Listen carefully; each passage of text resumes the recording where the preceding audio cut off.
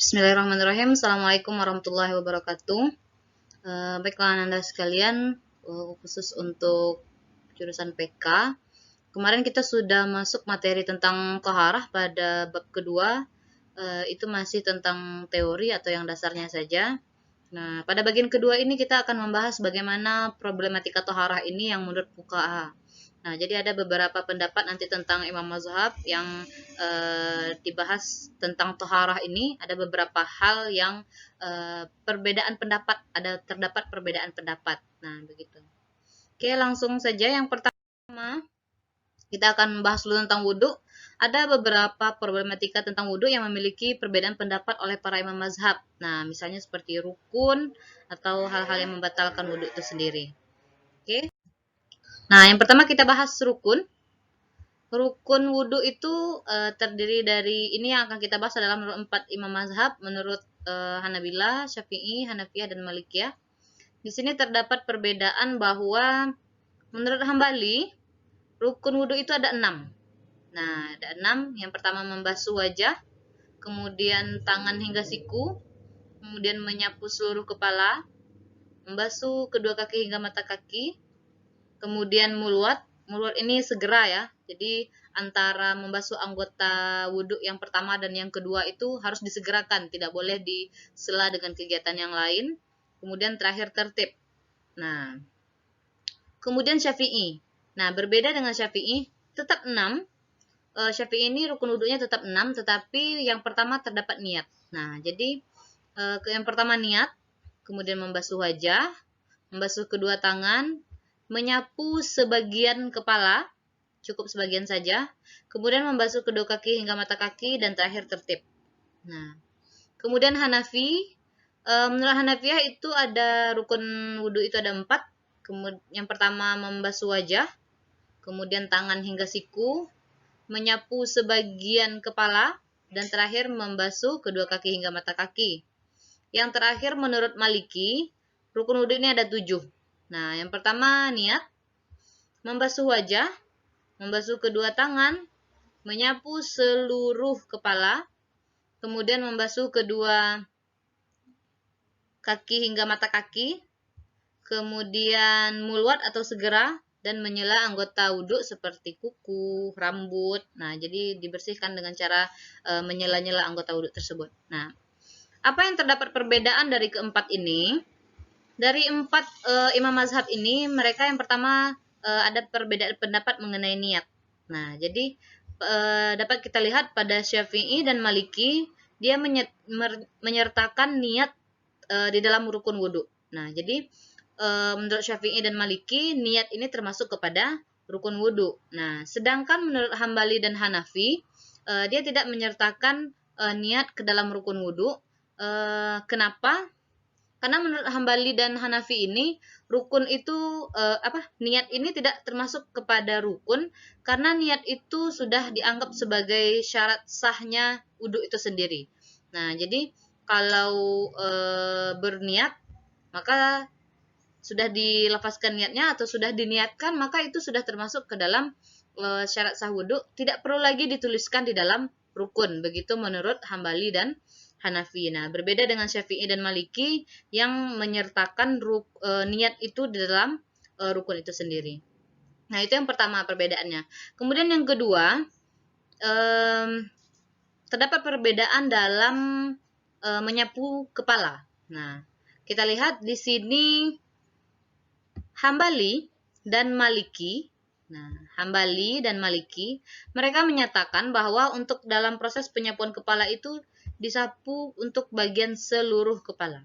Nah, seluruh.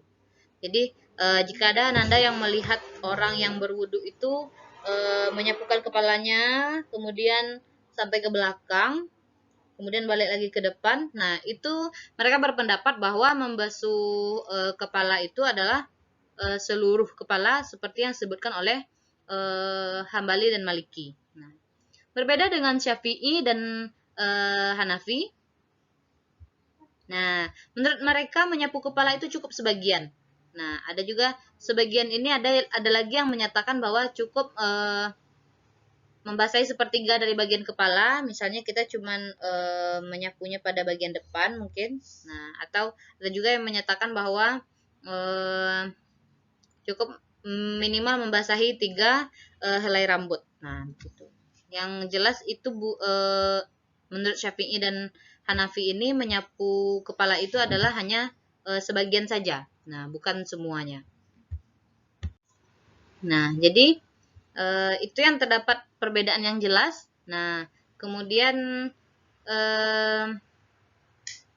itu terdapat beberapa pendapat dari 4 imam mazhab mengenai rukun wudhu. Oke, lanjut. Nah, selanjutnya mengenai batalnya wudhu. Nah, ada beberapa hal yang menyebabkan batalnya wudhu.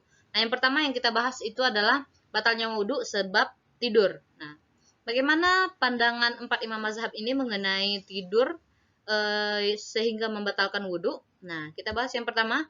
Menurut Syafi'i, tidur yang membatalkan wudhu itu adalah tidur yang dalam keadaan terlentang. Nah, tidur dalam keadaan duduk tidak batal, walaupun lama. Nah, jadi kalau ada yang tidur, tapi keadaan posisi tidurnya itu dalam keadaan duduk, nah, maka itu tidak dianggap sebagai hal yang membatalkan wudhu. Nah, tapi jika tidurnya dalam keadaan telentang, maka wudhunya batal.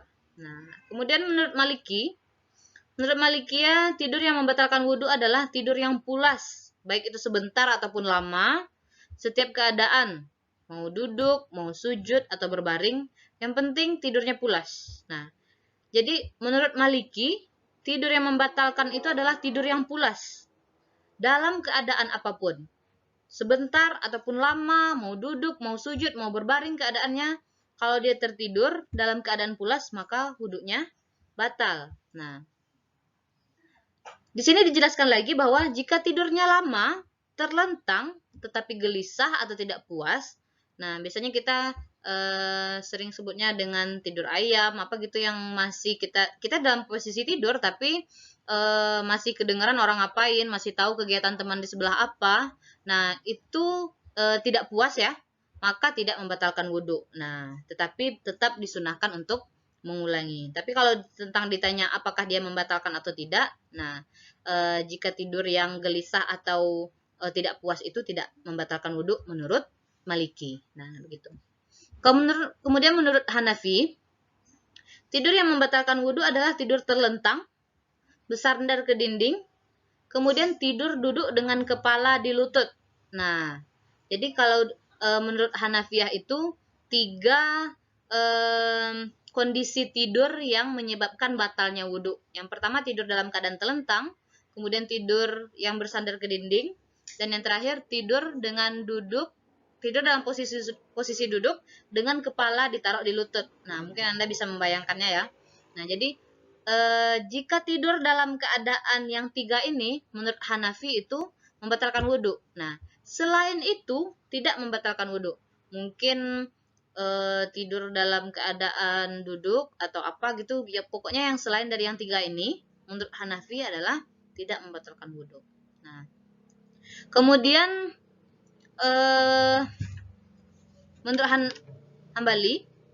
menurut Hambali ini tidur yang membatalkan wudhu adalah tidur dalam setiap keadaan, dengan waktu yang cukup lama. Nah, mau keadaan apapun, mau berbaring, mau telentang, mau telungkup, mau dalam keadaan duduk, mau dalam keadaan bersandar ke dinding, apa terserah. Tetapi kalau tidurnya dalam waktu yang cukup lama, maka itu membatalkan wudhu. Nah, itu perbedaan yang menyatakan bahwa batalnya wudhu yang disebabkan oleh tidur. Nah, jadi ada beberapa yang keadaan atau posisi tidur yang menyebabkan batal, berbeda-beda menurut Syafi'i, Hambali, Maliki, dan Hanafi. Itu perbedaannya. Rata-rata perbedaannya itu adalah pada kondisi dan lama tidur. Nah, begitu. Oke, lanjut. Nah, batalnya wudhu sebab menyentuh lawan jenis. Nah, ini seringkali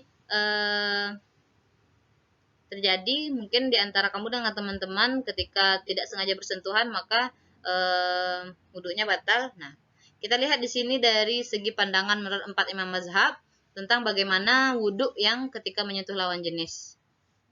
Bagaimana batalnya? Yang pertama menurut Syafi'i menyentuh lawan jenis itu ketika setelah berwudu menyebabkan wudunya batal. Nah, baik laki-laki, perempuan, tua, muda, walaupun dengan tanpa syahwat, nah, dengan tidak ada penghalang. Dengan tidak ada penghalang ini maksudnya tidak ada pembatas kain. Nah, langsung antara kulit dengan kulit. Nah, begitu. Jadi menurut Syafi'i ini, jika tersentuh lawan jenis, baik itu laki-laki, perempuan, tua, muda, walaupun dengan tanpa adanya perasaan atau tanpa adanya syahwat, dan tidak ada penghalang, langsung bersentuhan antara kulit dengan kulit, maka menyebabkan wudunya batal. Kemudian menurut Hambali juga menyatakan bahwa bersentuhan dengan lawan jenis setelah berwudu itu menyebabkan wudunya batal. Nah, kenapa? Atau dalam keadaan seperti apa? Jika bersentuhan dengan syahwat tanpa penghalang. Ini maksudnya ketika bersentuhan, kemudian ada ser di hati, mungkin ada timbul syahwat tanpa penghalang, memang langsung bersentuhan antara kulit dengan kulit. Meskipun dengan mahram ini maksudnya mungkin dengan adik sendiri, dengan saudara sendiri gitu, tua, muda, kecil, besar, terserah. Yang penting kalau tersentuh ada ser, ada syahwatnya, timbul syahwatnya langsung antara kulit, nah maka menyebabkan wudunya batal. Nah, jadi perlu digarisbawahi di sini walaupun dengan mahram ya. Walaupun dengan mahram di sini menyatakan bahwa bersentuhan dengan lawan jenis itu membatalkan. Nah, kemudian menurut Maliki juga bersentuhan dengan lawan jenis itu menyebabkan batalnya wudu dalam keadaan jika yang menyentuh dan yang disentuh itu sudah balik. Nah, berbeda dengan Hambali. Hambali tadi menyatakan bahwa meskipun dengan mahram, meskipun muda atau kecil tetap membatalkan wudu. Nah, berbeda dengan Maliki.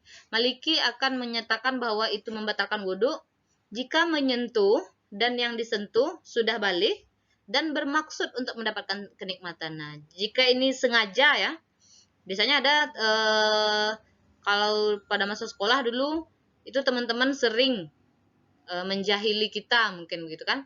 Mungkin yang teman-teman yang laki-laki sengaja menjahili, membatalkan wudhu teman-teman yang perempuan, misalnya gitu. Jadi ketika sudah balik dan bermaksud, nah bermaksud di sini bermaksud untuk mendapatkan kenikmatan, bisa juga bermaksud untuk sengaja. Nah, sengaja menyentuh sehingga batallah wudhunya. Nah, begitu. Jadi menurut Maliki, jika yang disentuh atau yang menyentuh itu sudah balik, baru menyebabkan batal, dan apabila itu dilakukan dengan sengaja. Nah, apabila itu sengaja bermaksud untuk mendapatkan kenikmatan baru disebut menjadi penyebab batalnya wudhu. Nah, kemudian yang terakhir Hanafi. Nah, ini berbeda. Menurut Hanafi, bersentuhan dengan lawan jenis itu tidak menyebabkan batalnya wudhu. Nah, karena di sini dia berpendapat suami istri yang tidur tanpa pakaian mungkin bercampur tidak batal wudhunya kecuali jika memang keluar sesuatu. Nah, jadi di sini menurut Hanafi bersentuhan dengan lawan jenis itu tidak membatalkan wudhu. Nah, di sini dicontohkan dengan suami istri yang tidur tanpa pakaian sehingga langsung bersentuhan kulit dengan kulit, tidak batal wudhunya kecuali memang jika keluar sesuatu. Nah, itu termasuk kepada hal-hal yang membatalkan wudhu tadi yang lainnya ya. Ini kita membahas tentang bagaimana menyentuh lawan jenis. Nah, jadi itu terdapat perbedaan menurut Syafi'i, Hambali, Maliki. Bersentuhan itu membatalkan wudhu dengan kondisi atau dengan alasannya masing-masing, sedangkan menurut Hanafi bersentuhan dengan lawan jenis tidak membatalkan wudhu. Oke, lanjut. Selanjutnya batalnya wudhu sebab menyentuh kemaluan. Nah, di sini juga ada beberapa pendapat. Tapi pendapatnya yang menyatakan menurut Syafi'i, Maliki, dan Hambali, nah, menyentuh kemaluan itu menyebabkan batalnya wudhu. Nah, jadi Syafi'i, Maliki, dan Hambali menyatakan menyentuh kemaluan itu batal wudhunya. Nah, sedangkan Hanafi sendiri, dia menyatakan tidak batal. Sekalipun dengan syahwat, tidak batal. Tetapi memang disunahkan untuk berwudhu.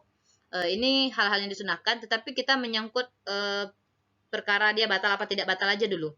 Nah, jadi menurut Syafi'i, Maliki, Hambali, menyentuh kemaluan itu menyebabkan batalnya wudhu. Sedangkan menurut Hanafi, menyentuh kemaluan tidak membatalkan wudhu. Nah, apa pendapat mereka atau apa yang mendasari mereka berpendapat seperti ini? Syafi'i, Maliki, Hambali memegang berdasarkan hadis Rasulullah, barang siapa menyentuh kemaluannya maka hendaklah berwudu. Nah, ada hadis yang pernah diriwayatkan oleh Rasulullah seperti ini. Jadi Syafi'i, Maliki, dan Hambali berpegang kepada hadis dari Rasulullah yang begini. Nah, jadi barang siapa yang menyentuh kemaluannya maka hendaklah berwudu, sehingga itu menyebabkan batalnya wudu, sehingga harus mengulang kembali wudunya. Kemudian Hanafi menyatakan tidak batal. Kenapa? Dia juga ada pendapat atau ada lagi sabda Rasulullah yang menjadi acuannya. Sesungguhnya Nabi ditanya tentang seorang laki-laki yang menyentuh kemaluannya dalam sholat. Nah, kemudian Rasulullah pun menjawab, tidaklah zakar atau kemaluan itu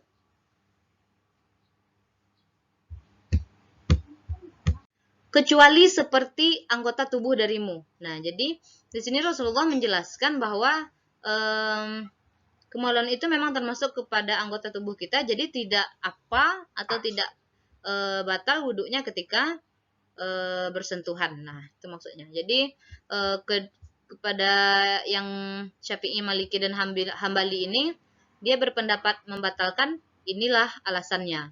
Nah, sedangkan Hanafi mengatakan tidak batal, ini juga pegangan atau acuan yang dipegangnya. Nah, begitu. Lanjut. Nah, yang selanjutnya ini problem tentang mandi. Nah, beberapa problematika tentang mandi yang memiliki perbedaan pendapat oleh imam mazhab yang terdapat pada perbedaan urutan rukun mandi. Nah, yang pertama menurut Hanafi. Menurut Hanafiyah, rukun mandi itu yang pertama kumur-kumur, kemudian memasukkan air ke hidung, baru terakhir membasuh seluruh badan dengan air, menyampaikan air kepada seluruh anggota tubuh. Nah, kemudian menurut Maliki, niat, kemudian meratakan badan dengan air, kemudian muwalat ini tadi sudah dijelaskan bahwa segera antara urutan yang pertama dengan yang kedua harus disegerakan, tidak boleh disela dengan kegiatan yang lain. Kemudian menggosok seluruh badan dengan air, kemudian menyela anggota badan. Yang ketiga Syafi'i menyatakan niat, kemudian meratakan seluruh badan dengan air. Yang terakhir Hambali, cukup meratakan air ke seluruh tubuh. Nah, jadi di sini dapat perbedaan. Syafi'i dan Maliki memakai niat, menyatakan niat sebagai salah satu rukun mandi. Sedangkan Hambali dan Hanafi tidak menyatakan niat di rukun mandinya. Nah, sedangkan untuk, jadi intinya rukun mandi ini tetap kepada membasuh atau menyampaikan air di seluruh anggota tubuh. Nah, di sini ada lagi pada Maliki menyatakan dalam rukunnya menyela anggota badan. Tujuannya bahwa memang supaya ketika mandi itu air sampai di sela-sela tubuh kita. Mungkin bagian pusar yang jarang apakah kita kadang kurang sadar itu air sampai apa tidak, kemudian sela-sela kuku, sela-sela rambut. Nah, jadi terdapat beberapa perbedaan pendapat mengenai rukun mandi. Nah, kemudian yang terakhir tentang bagaimana membaca Al-Quran dan berdiam diri di masjid. Nah, hal ini lebih mengarah kepada perempuan yang sedang dalam keadaan haid. Nah, ini yang memang sering terjadi problematika kita. Perempuan yang sedang haid, bagaimana dia membaca Al-Quran dan masuk masjid. Nah, yang pertama menurut Hanafi, Menurut Hanafi, haram membaca Al-Quran sedikit ataupun banyak, kecuali membaca basmalah, ayat-ayat pendek untuk doa. Nah, jadi menurut Hanafi, membaca Quran haram, baik itu sedikit ataupun banyak, kecuali membaca basmalah. Nah, kemudian haram juga untuk masuk masjid, kecuali, maaf ya, tipu ini, kecuali darurat, tidak ada misalnya air, kecuali di masjid. Nah, misalnya tidak ada air di rumah, tidak ada air di tempat pemandian, sehingga air itu hanya ada di masjid, maka boleh untuk masuk dengan syarat tayamum dulu sebelum masuk masjid. Kemudian menurut Syafi'i, haram membaca Al-Quran satu huruf pun. Tetapi jika bermaksud untuk berzikir, boleh. Nah, jadi kalau untuk berzikir tanpa menyentuh Quran mungkin boleh. Nah, begitu. Kemudian haram juga memasuki masjid, kecuali hanya sekedar lewat dan dijamin tidak meninggalkan kotoran. Nah, jadi kalau untuk berniatnya berdiam diri di masjid atau masuk ke dalam masjid untuk berniat berdiam diri, maka diharamkan. Tetapi boleh jika hanya sekedar lewat dan dijamin tidak meninggalkan kotoran kita. Kemudian menurut Hambali, ini berbeda sendiri, kita bahas nanti. Menurut Maliki dulu. Menurut Maliki, membaca Quran itu juga haram, kecuali membacanya yang mudah, seperti membaca hafalan yang sudah hafal oleh kita, boleh. Kemudian apabila juga menjaga dari musuh dan menunjukkan hukum syarak, misalnya ada mungkin orang yang bertentangan keyakinan dengan kita, kemudian dia menyalah-nyalahkan agama kita bahwa coba tunjukkan mana bagian dalam kitab kamu yang menyatakan begini. Nah, jadi ketika dalam kondisi menjaga musuh atau menunjukkan hukum syarak yang ada dalam Al-Quran, maka boleh. Nah, itu pengecualiannya. Jadi, kalau untuk sekedar membaca Al-Quran itu haram, tetapi jika ada kondisi yang seperti ini, diperbolehkan. Kemudian juga haram untuk masuk ke dalam masjid. Nah, masuk ke dalam masjid juga haram. Nah, kecuali juga tidak ada air misalnya. Nah, tidak ada air sama seperti yang tadi, tetapi juga sebelum masuk ke masjid itu disunahkan untuk bertayamum. Nah, begitu. Jadi, menurut Hanafi, Syafi'i, dan Maliki, membaca memegang Al-Quran kemudian masuk ke dalam masjid itu haram. Nah, kecuali dengan beberapa alasan. Nah, berbeda dengan Hambali. Menurut Hambali, boleh membaca Al-Quran pada ayat-ayat pendek atau yang dihafal saja. Jadi, dia menyatakan kalau untuk tentang hukum, boleh membaca Al-Quran pada ayat-ayat pendek atau ayat-ayat yang dihafal. Kemudian boleh juga masuk ke masjid selama dirasa aman untuk tidak mengotori masjid. Nah, begitu. Jadi, perbedaannya ini hanya pada bagaimana menetapkan hukum. Nah, menurut Hanafi, Syafi'i, dan Maliki, dia langsung menetapkan haram, kemudian memberikan pengecualian terhadap beberapa keadaan. Sedangkan menurut Hambali, dia membolehkan membaca Al-Quran dan masuk masjid, tetapi dengan kategori yang demikian. Nah, mungkin sekian untuk materi kita part 2 ini tentang taharah, tentang bagaimana problematika fuqaha tentang beberapa problematika di dalam taharah ini, mulai dari tadi tentang wudu, tentang hal-hal yang membatalkan wudu, tentang rukun, tentang bagaimana membaca Al-Quran dan sebagainya. Nah, jadi pada pertemuan ini kita selesai untuk bab 2. Kita tutup dengan hamdalah. Alhamdulillahirabbil alamin. Assalamualaikum warahmatullahi wabarakatuh.